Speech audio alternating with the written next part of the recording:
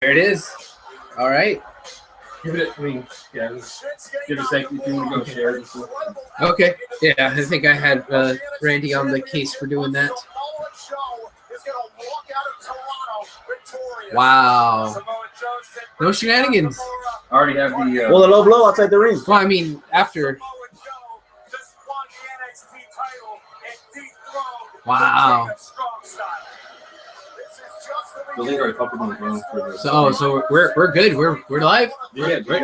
Yeah, we are. Can you share it? Yeah, I told Randy to. All right. Woo!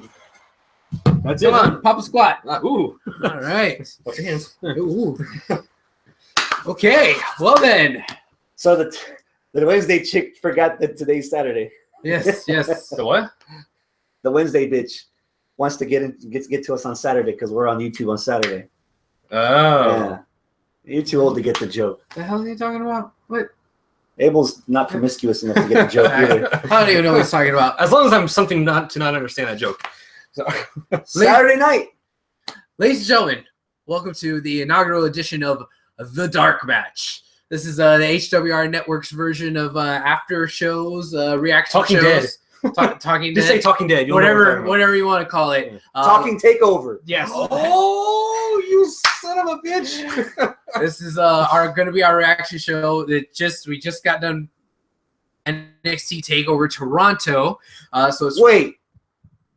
Where are we tonight, by the way? Because this doesn't smell like the Cocina Studios. Yes. It's missing that pungent smell. It's Yes. missing the cat hair. Well, It's where the fuck are we? We are at we're going to lovingly refer to this as El Sofá Studios. No, that's stupid. We'll call it the Love Shack. the Love Shack. Yeah, Love because Shack. what are you and Randy doing here? Well, It's called the. Where am I sitting? that's okay. I flipped over the cushion. Oh, it's fine. Thanks. Oh, we got a light to make sure that there aren't any spots. Oh, you don't. UV light? Is that UV light? You don't want to. Don't. It's on the walls. What the fuck? Welcome to the Love Shack. Yeah. With Abel. We're not calling it Love Shack. Jeffrey Pollock painting over I'm a here. grown ass man. We ain't calling it Love Shack. Is it Jeffrey Pollock? Yeah. There, Pollock, that guy Take over. with the jizz all over the place, everywhere. That's his reaction. That's my reaction. Yeah. Yeah. Samoa You know, we gave him a lot. lot of shit for dressing up as CM Punk on last He Wednesday's did. He episode. I did. So you know what? I don't know. What you're Come talking at me, bro. It's you, man. Go for it. Woo! about. Samoa fucking Joe. Right was off kinda the weak, top, actually. beats Nakamura. I know. I've had worse. Yeah, oh, he's the biggest Joe Mark I know. I'll go with that. Yeah, he is. yeah, sure. He is. You're getting there. Yeah, he's Getting Joe, there. Joe Mark. This isn't it. Were you guys surprised at the finish? Yes, A little bit, yeah. I was surprised. First impressions of the match, the part of the match that we did see. Well, okay, yeah, I guess we have to put that disclaimer asterisk, there. little Yeah, the asterisk, asterisk is we had network issues when we were trying to set up the laptop so that we could do this very show here, and there was a little bit of disorganization. So Travis and I didn't get a whole lot of time to actually watch Flipped out it during the violin gang. Yeah. But he The posse. he got to watch it all. Gang of roving violinists. That was interesting. I liked it. But I think there was one thing that kind of took me out of it is the fact that they didn't seem to actually be playing because it sounded like the music that was being played was just a regular thing you get off of iTunes. So I don't know, but it was a cool visual. It was kind of like R-Truth singing when you can hear him singing in the song. Yeah. It's like you ain't fooling nobody. Yeah. But anyway, but yeah, we got to see that. We got to see the match. The little bit that I got to see, and I guess you could agree with me here, Travis, is the parts that we did see were fucking vicious. Are we correct? Oh, the part right off the top where Shinsuke on the second rope delivers a flying knee to Joe's thorax. Oh, I did see that. I saw that second rope. Oh, Yeah. fuck. Thorax. Delicious. Thorax. Yeah. Yes. This exoskeleton of blubber. Speaking of blubber, how did the match end? Yeah. I remember seeing a low blow, a blatant low blow by Joe on the outside of the ring. He always remembers the low Oh, blows. I remember those. Oof. And then He likes his blows low. You want to see how low Abel gets? Look at the knees on his pants. the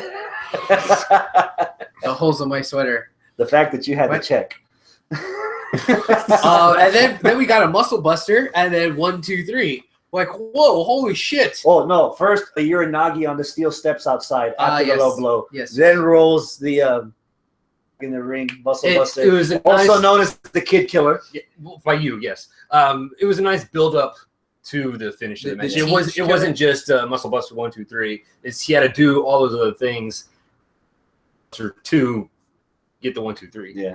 Not to mention the Caneraplex, the 3 suplexes that Joe hit. It was The straight jacket. He did the German suplex, then the Tiger suplex, and the straight jacket. Yeah. Also known as the Canera special. So All right. and yeah. And they call me the professor. Look at this guy. Well, it's funny. Well, I've been though, watching a because little bit of New Japan here and there. whenever we do the show on Wednesday, we're like, oh yeah, this was a good match. We talk about storyline, but here it like happened fresh, and we're actually talking about moves that we actually fucking remember. Who would have thunk it? Well, he can do that because we were trying to do stuff. We were trying. Yeah. This guy's over Somebody had to pay attention. Someone and I was else over anointed here saying, "Y'all need help me attention over there." Okay. Yeah. Going back to Yeah, I was attention payer. yeah. So, we continues. I guess. Unless, what was the one? There was scenarios that were playing out weeks ahead of time about Survivor Series is tomorrow. Maybe someone gets out in Joe or Nakamura Yeah. fill in. Well, now the Nakamura doesn't have the title. Mm-hmm. Yeah. AJ and Nakamura on the same team. No, against each other. Joe and AJ against each other. We just made Abel stupid. Pollock painting reference. Yeah, he got that right. Oh Lord, I had the vapors. Is that what you call it? Yes. The floor is mighty sticky all of a Yes, sudden. yes. All of a sudden. You've been here for the last 2.5 hours. Yeah. Well, you want to transition to another match? Are we done jizzing over this match though? We can go back to it later. Is it safe to say early front runner for match of the week? Well, hell, we can at least say for tonight that for the has dark to- match. That has to be an asterisk because you guys didn't see the whole thing. That's true. I saw enough. It's a candidate. If you want to talk about sticky floors, how about Asuka versus Mickey? Oh, no, I got the vapors. Oh. Yeah, Oh. it's 2 for 2. Woo. Yeah, first Um, impression of the match. It was fun. It was fun. I mean, it wasn't like epic, like a couple of the other matches. He on says this fun card. because it's Mickey James music. yes. What was he doing?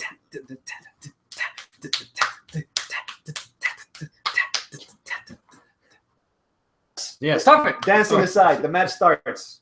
Match starts, and I was like, okay, I'm interested, and I was happy. Like this wasn't brutal, it wasn't epic, it wasn't like oh my god over the top, but it was fun. That's how I would describe that match. It's just fun. It was a fun I little wouldn't match. say so much fun, but I do remember saying during this match that I think I can't remember the last time that Asuka was down in a submission hold. Like Yes. so she was like struggling. So and in that case, they did right by bringing her in to be a threat to Asuka. In hindsight, I think Mickey James for me did a good job of washing the taste of Bailey out of my mouth. Ooh. Oh Because my. Bailey versus Asuka, you said it's been a long time since you Asuka in a submission. It was from Bailey, the non-submission wrestler. The same non-submission So the- wrestler that made a Nia Jax. Yeah. So Yes. I didn't really think about it too much before, like bringing this coming towards the match. But I think Mickey and Asuka's wrestling styles complemented each other a whole lot better than Bailey versus Asuka. Which is This was a kinda whole lot weird. better, more palatable for me. It's kind of weird because it wasn't until they're actually doing the match that I realized that they were going to say that, hey, Mickey's finisher is the Mick kick and not that little jumpy DDT she used to do, which Corey Graves later said, oh, it was the Mick DT, which I don't Mickey DDT. I don't ever remember them. DDT. I don't ever remember them calling them Yeah, they that. stand it up. Yeah. But I was like, oh, okay, so they're going to try to compare her kicking ability to Asuka's kicking ability and try to, even it out. Because going into the match, I was thinking, well, okay, there's Asuka who, is legit kickboxer, technical fucking supreme. And it's like Mickey, who is cool. Hopping around. Yeah, and I like her, and I think she's a good wrestler. You but still I feel like you want to hop around. huh? Oh, but I felt like she had that quintessential diva style, and not necessarily the same style. So That's a good point. yeah. So I didn't think that she was like gonna like hang, but and that's too strong of a word. I think there's a one spot about halfway through the match where like Asuka's like stretching her over the ropes, and I think I said out loud, it's like, and this is the time when Mickie James realized that this isn't the Diva division anymore. Yeah. You know? But the part that I liked that I think was Diva-ish, them taunting each other by letting the opponent get back in the ring and holding the rope for them. Yeah. And talk back and forth. Yeah. I think that element was missing because that I'm glad they had, because had it not, it wouldn't have come across as Mickey's a big deal. She has a history. She's a threat that deserves to be taken lightly. So then going back and forth, Asuka realizing that this isn't your average run-of-the-mill hood rat, like this would have been like, like really good. Yeah. Another thing that I enjoyed about this match is that this was the first time we've seen Asuka struggle. Like I know she's had matches before where her opponent's got a little bit of offense, but for the most part, it's been dominant Asuka all the time. And like this, she what was that move that Mickey did where it was like the bow and arrow, right? Or she got the legs, went back, and then the Buddha lock. Yes. We're talking about that as like she didn't do that in WWE. I don't think she did that. Maybe in TNA for a bit. Yeah, I know she's done it, but I think it might have been TNA. I think Which, come on now, when she came Who out, remembers TNA? No, well, she came out in. All right, she came out in her old diva outfit. Yeah. Who wanted to see the TNA Daisy Dukes outfit? And the boots, I did. Yeah. Well, I don't know. I kind of dig her old skirts that she used to wear, but she What? came out. Dude! That's not PG. That's not Right. PG. Well, NXT is not a PG brand. No, that was pura nalgas. Hey. Sure. Anyway, How about the opener? you know what? Aside from Joe and Nakamura, Shinsuke. I want to say that opener could possibly have been my match of the night. I think it still might stand. I mean, I'm not sure. I'm hesitant to say match of the week. Maybe candidate. Not of the week. But the night. Maybe candidate, but I will say this was definitely a showcase for Ty Dillinger. Yes. Because yes. the first 5 minutes of this match, he was owning that ring from jump, dude. Like that match started so hot. And not even the crowd reaction. I'm not talking about that, but just like Ty Dillinger in the middle of the ring, not budging at all, while Rude was trying to circle him, and he was standing his ground, and he had like this thing of confidence in him, and a little hint of intimidation that like he wasn't taking Rude shit. And Rude was selling that too. Yeah, it wasn't just And let's back up a second on this whole Ty Dillinger thing. I think I said this on our Wednesday show, but that whole backstory of him working his way up to NXT, that should have been jump on this whole thing. I feel that it's a missing link in this whole thing that they just kind of shoehorned in at the last minute. Well, not necessarily. I mean, they built this whole rivalry up primarily because Rude turned his back on Dillinger. I'm saying before this whole thing. Ty Dillinger is a character. That character of him being in WWE CW in the beginning and then fired and coming back from the bottom, we mentioned this earlier. I'm betting WWE saving that for when he gets debuted on the main roster. I would hope a good 30, 45-second highlight clip of him being from the beginning 10 years ago to now. That's an easy emotional investment for a fan. And I'll tell you why that's not going to happen. If it's on SmackDown. We had how many weeks of Cruiserweight Classic? And every single week we had packages, and we knew who these people were. And when they came into WWE, who are they? Nothing. Nobody. You don't know anything about That's exactly what's going to happen to Ty Dillinger. Yeah. You've seen the track record. I think you're right. Look at Bo Dallas. Look at Neville. It is what it is. If you weren't already a name you can latch onto, like an AJ Styles or even a Samoa Joe when he gets called up, or Kevin Owens, things like that. You already have to have cemented worldwide popularity before you get there. Because WWE, let's face it, right now they're not good at creating characters. Yeah, I agree. They get it right every once in a while, but I mean, they get it right every once in a while, but more times than not, it's either something that's already established or something that the person themselves do, and it winds up getting over. WWE can't create something on their own, at least lately, anyway. I think that's probably the most solid opener match since Jushin Liger against Tyler Breeze, where you turn it on and that's the first match you see, and when that match is over, you're like, wow, if I wasn't already ready for this fucking show, I'm already gone. I'm already going. How badly does Tyler Breeze miss NXT?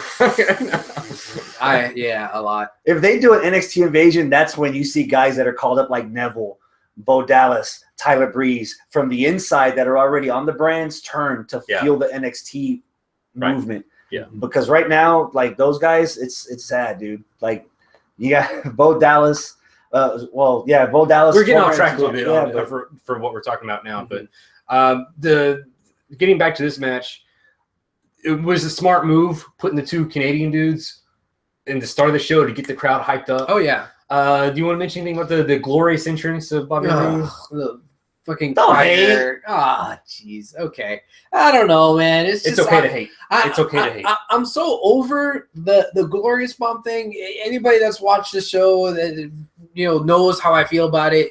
Basically, this is something that DIY got over, not Bobby Roode himself, and like it just seems kind of cheap. That wasn't a glorious bomb. That's his intro. I know. Like, I don't really even associate that anymore. I don't know. Like what Tom? It's ruined for me now because it's like that's a thing that they did.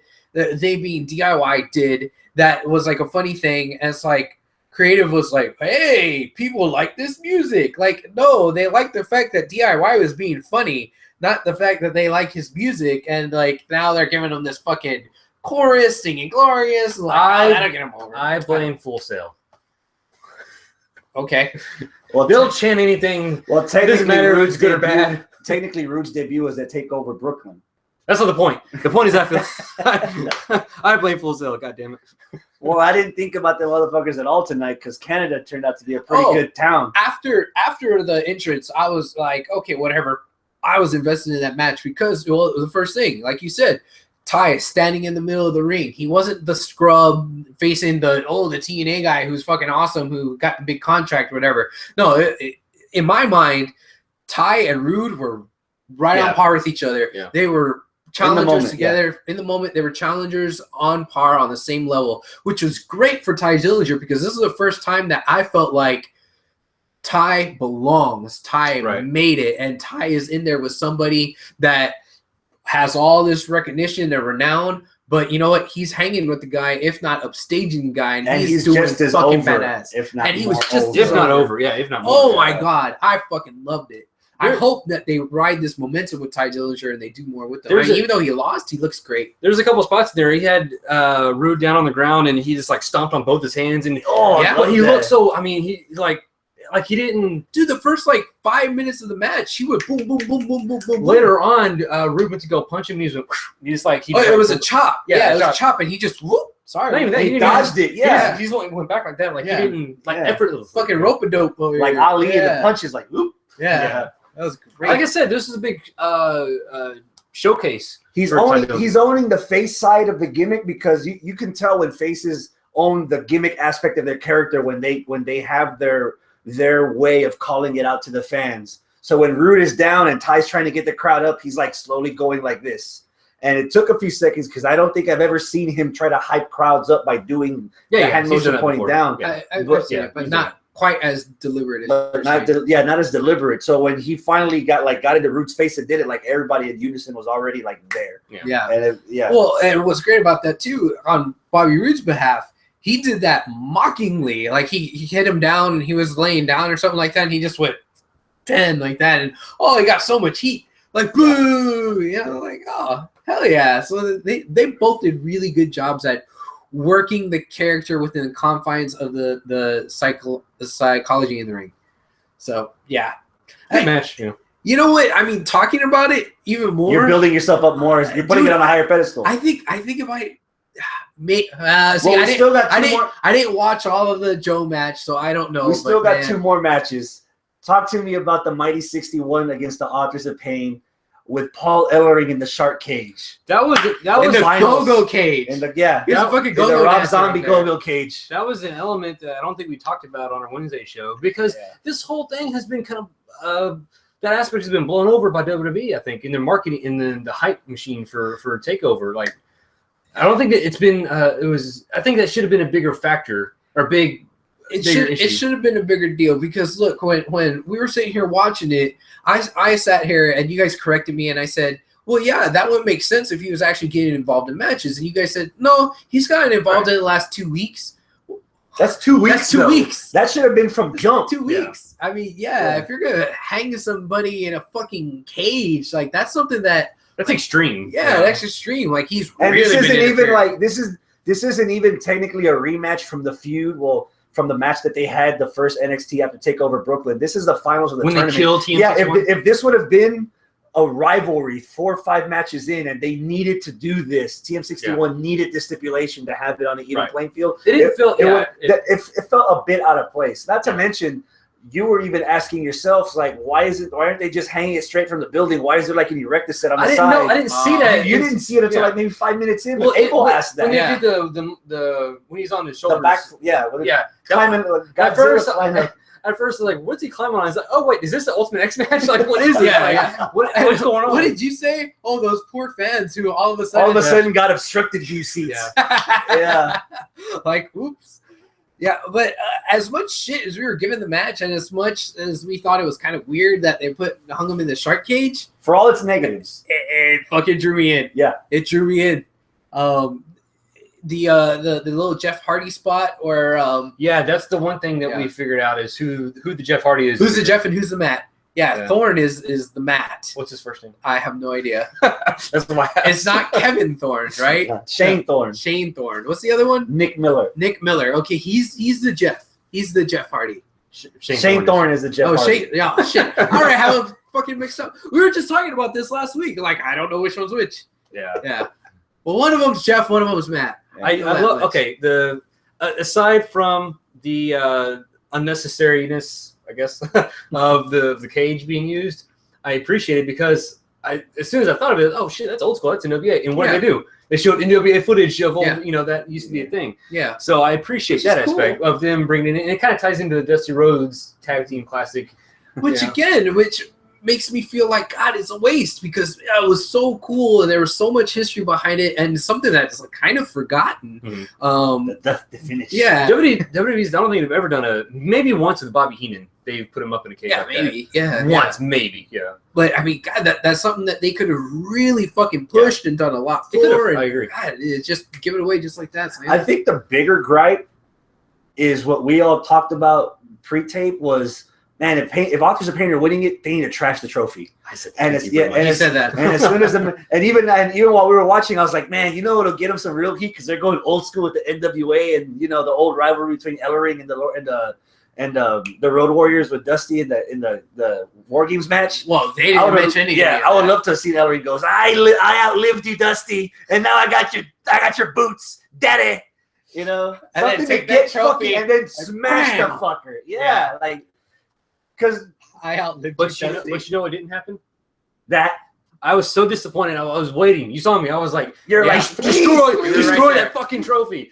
Not because I hate the trophy or anything, but because as heels, it would have been massive heel heat. Yeah. Massive in front of Triple H and Goldust and all them. Just destroyed right in front of them. What happened? They're shaking their freaking hands. They wound up being the authors of politeness. Yeah. Yes. Oh, thank you. Yes, we are the winners. Yes, thank you. Yeah, just went over there, shake hands, pose with the fucking trophy. What Toka and Razor, what the hell these dudes, like, come on, man. Yeah. They're trying to act all tough and then all respectful. Like, did that hurt their characters? Yes, 1,000 times yes. In the moment, I don't know if it did. My counter to that would be that if they do something in the first episode, it's kind of too late. Oh yeah, they should have struck all the iron like right there in front of 18,000 people, not in front of 4,000 like snobs, 400 snobs. Devil's advocate if it ruined their character. What I'm thinking of is their characters aren't really that defined right now. Yeah, because they haven't been what talking. They're there for. Well, it's a legendary manager with what did you say? 2 dudes who look like they're creative wrestler from WWE 2K. Yeah, that's it. I mean, they have like which 2K? Any of them. Seriously, like they're just big dudes.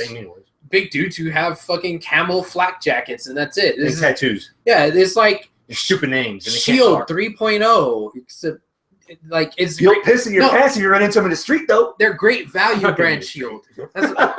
They're Hill Country I'm surprised you made it this far. You're damn right. I think I followed you. What I would actually consider as match of the night, they fucking hooked me. Like, tag match for the titles. 2 out of 3 falls. The Revival against DIY, Ciampa and Gargano. I was not looking forward to this match at all because I've seen this match so many freaking times, and I'm not a big fan of Revival. right.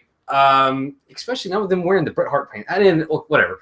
But The pink and black. yeah, because when I think of Revival, I think pink and black tag. Yeah, that was something that a face team or person should have done throughout the night. Oh, you mean like doing the heart attack? Yeah, Or do the Bret Hart pose. The thing. Yeah. Yeah. Or get a concussion and just fake it? Yeah. or just wear pink and fucking black. Like, yeah, that should have been something the face team did. Yeah. I don't know. It was weird. It was off place. And again, another reason why I don't care too much for Revival because shit like that. Anyway. Before the match started, did they win you over? I'm more of a fan of DIY. So that's what hooked me. Okay. And I will say this is a match that candidate for me because of the outcome of this match. I think it drug out a little bit too long. There was a lot of false finishes. A lot of false finishes. I liked it. Really? I liked it. It didn't drag out too much for you. No. All right. No. Well, not for me. There was enough going on that it didn't feel like, okay, this needs to stop now. maybe if I haven't seen this match 17 times already. I was the first one to complain because, like, you guys weren't aware, might not have been aware of this. I had already seen almost this exact same match at the NXT house show before Takeover Brooklyn, and there were parts where I was like, even to where one of them was like stroking their beard, all upset because they couldn't get the 3 count. I was like, that fucker did the exact same thing at Prevention. So if I dare anything, he stroked his beard. I felt more than once, or maybe that was his tribute to Neidhart. But that, baby. I felt like I saw this match more also. So for that to drag on that long and still keep my enthusiasm, my attention, I think that says a lot for both of the teams. but it didn't do that throughout the whole match though. It was like towards the end. That's when he started. That's when he kind of stood up and started paying attention to this match. Yeah, like somewhere before the second pinfall, there was a bit of a lull. Like the first pinfall, that's fucking sick spear through the thing that got countered into a spike DDT. Oh, fuck that! Whoa, he still thinks it's a spike DDT even after the replay. DDT. No, watch it again. All right. What is it? It's their hate machine or whatever. Shatter machine. Shatter machine. That's what that was. Corey Graves even called it on the replay. But you think that? No, it was just DDT. The other guy wasn't in front of him doing the okay, whatever. But anyway, it was nice. The next fall, it was like, okay, it's just Gargano struggling to try to get the pin or to get the tag, and like, and the ref didn't see it. Twice. You know, Booking 101. Crawling into the ring again. Yeah, and I get it that's part of a psychology for a match. You gotta like build up the drama. But I mean, you want to talk about that there's too many false finishes. I think that there was just too much there in the middle of. Okay, when are we gonna get there? You know, because I mean, it's 2 out of 3 falls. WWE doesn't deviate from 2 out of 3 falls. You know, you're gonna get. Which is why I wasn't. That's why I wasn't looking for this match. Yeah, don't care about the second pin. You know, it's the first pin and the last pin that actually count. And once they got past that, once we got to the second pin, it's like, okay, boom. Now let's start cooking, and they did. That's why I felt like business really, really picked up. Once the second pinfall was over and done with, it, I felt like they really hit the gas on that. Is that? Does that keep you from making it a candidate for match of the week or match of the night or anything? Well, or you still have your heart set on Rude Dillinger? I think it might be Rude Dillinger, then Joe, then the tag, then the other tag, then Asuka. Okay. Food chain it then, Travis. Top to bottom. Ooh. It must be the Thai talking. Right. Well, weren't we? There were only 5 matches. Yeah. That was the last one. So rank them from top to bottom. Jeez, put me on a spot like that. You know what? As much crap I was giving this match, after the second fall, it really did kind of speed up just a little bit in the ring psychology and everything they're doing, and the fact that DIY actually won the match. That's what kind of won me over. If the Revival won again, this would be the bottom of the list for me. Going back to that, does that mean we're gonna have another rematch? Oh God, I hope not. Champs lost their titles.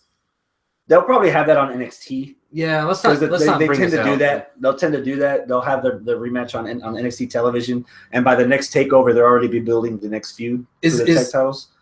I would rather see a rematch with Nakamura and Joe before I would see a rematch or a rubber match between DIY and Revival. It's even for me, it's already like played out. Do you see either one of them going to the main roster, or them as a team going to the main roster? Revival.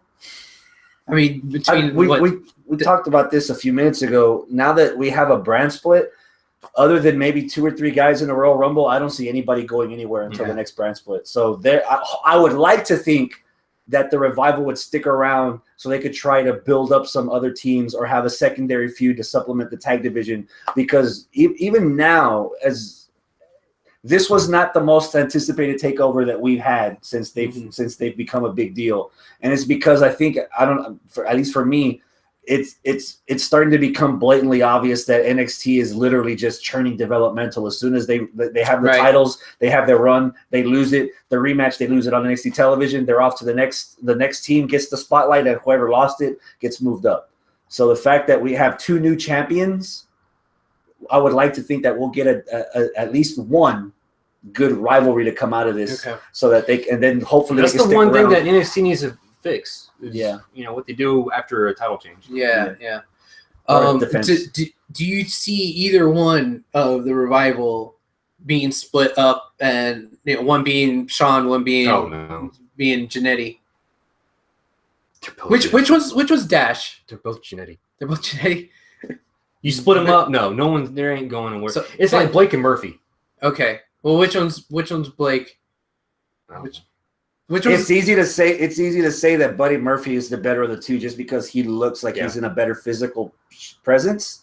But with the Revival, I really do think that it's 50-50. Yeah. Like, they need to be in a tag team. Yeah, they are a good complement to each other. What was it? What they say? They compare him to Minnesota Wrecking Crew. Yeah. Ole and Arn Anderson. So yeah. Okay. I'm sorry, Travis. We totally interrupted your list there. So, okay, you have your tag match as the best match of the night? I'm going back and forth with that one in the title match. Man, I like them both. But because DIY won, and hopefully I won't see any more 2 out of 3 falls matches between these people, then I'll put that one on top. Okay. So, Samoa Joe winning second. Ty Dillinger third. And then what else is after that? Either Authors or Asuka. Okay, Asuka, Mickey James, and then Authors of Pain. All right. I'm with Travis. That's my food chain. Exactly the same way. In that order. Wow. That's my match of the week candidate. Front runner right now is my front runner right now for match of the week candidate is the 2 out of 3 falls. Shockingly, regardless of the middle. Okay, so Joe Mark over here, not Joe Nakamura. Do we need to rewatch Joe Nakamura? For obviously, I was watching replays. Highlights were fucking lit. Yeah. The first 75% of the match was almost reminiscent of the first match. It wasn't until Joe busted out the suplexes, Nakamura did the Kinshots on the back of Joe's head, he rolled out, and a couple of moves before that where it felt like it was a brand new match as opposed to shit that I had already seen before. At least with the 2 out of 3 falls, there was already that element that this is going to be played out different. Mm-hmm. Even though they brought back a lot of their classic staples of what they do in the match, I felt like there was a lot more there that was new to me. And and I want to say that it felt like the tag match was longer than the title match. Yeah, it was. And for it to have kept me interested and involved for that long period of time, again, that goes back to those 2 teams to where, okay, that's my front runner right now. For match. Dude, there was a sick. Well, first of all, Gargano's selling. He knows what he's doing. Everything. Oh yeah, but that sick knee block. The chop block. On his good leg. Yeah, the way Gargano. Oh, fuck. He sold that good. Yeah. Dude, when he kicked the title belt, the way he sold that was it sold like $1 million and automatically put him in that. But because of all that, they had us hooked. like you were They saying, had us hooked. Yeah, and right. Oh, Gargano's gonna lose it again. What were we saying? We were saying, oh, Ciampa's gonna get pissed. Like Gargano cost him the match and tapped out again. And, oh, we're gonna have Ciampa Gargano. Psycho Killer. Yeah. But no, that didn't happen, and I'm okay with it because that happens when they lose the titles. Yeah. Well, and then as soon as Gargano got the rope, I looked at John and said, "They got us, bitch! They got us! They got us!" Yeah. Oh man. Okay, so guys, I know it's late. You know, after the pay-per-view, some of you guys. Well, are we wrapping this up? Because I want to ask you, overall, 1 out of 10. Oh, it's a solid 8.5, almost 9. Yeah, solid show. I'd say 8. What'd you? I'll go with 9. Okay, it was way better than I thought it was. There was Agreed. Yeah, exactly. Yeah. Agreed. And there was no lulls in it. The way that other than the couple of matches outside of Full Sail, the product that NXT's weekly show had given us, I was not really looking forward to this as much as other NXT Takeover events. Right. This one did exceed my expectations, maybe because the bar was lowered a little bit. This one reminded me of why we would get so hyped for NXT Takeovers. Yeah. Beforehand, oh man, NXT Takeover Arrival, Revival, all the other Our Evolution. And then Fatal 4-Way. Yeah, the first Brooklyn, the first London. Like, oh my God, it's fucking NXT. We gotta watch it. Oh, like this was like, okay, it's another NXT Takeover, whatever. It's like, we get it. Yeah. It's watch, repeat. But then once we watched it, we're like, okay, because this reminded me. Yeah, you forget that it's for everything about positives, negatives about NXT. It's a wrestling show first. Yeah, and that's what these takeover shows are. And I said that last week. I said the takeover is your wrestling show, and Survivor Series is your entertainment show. Mm-hmm. That being said, out of everybody we saw tonight, are we going to see any surprise appearances tomorrow night on Survivor Series? Man, I don't know. I think we kind of touched on that already because I mean, maybe just a one-off, not like a full-on jump to the main roster, but maybe help out in a match or something to that extent, replacing. Maybe a team member. Man, I don't know if you could have like a random ass cameo from somebody with NXT because it would be. It's the problem of NXT isn't real, whereas the main roster you fucking start over. So why pull out a guy just for a fucking cameo and that's it? Nobody would understand. They did that with I guess Bayley so. And Charlotte. Yeah, because Charlotte lost against Natty on her. Before she got called up. Before she got called up. Okay, then who? Who? I don't know. That's what I'm saying. There's. You know what? I don't really want to think about that right now. I don't want to have an expectation that somebody from Takeover, they're in the building, they have to show up, and if they don't, then I'll be like, fucking WWE, you suck. You would be that like that anyway. Yeah. So I'd rather just not think about it. If it's surprising, basking in the glow of it right now. Yeah, I guess that's the best we could do. I mean, we were entertained tonight thoroughly, so why not just take it for what it's worth? So we were pleasantly, our expectations were exceeded with this show. As of right now, with what we saw on Takeover and what we're awaiting at Survivor Series, does Survivor Series have a chance to eclipse this show, or will Takeover win again? It has a possibility to. Yeah, absolutely. Anything's possible in WWE. Well, that's true. But I mean, when I just look at the card and go over it in my mind, okay, cruiserweights, yeah, that'll probably live up. Maybe. Intercontinental, maybe.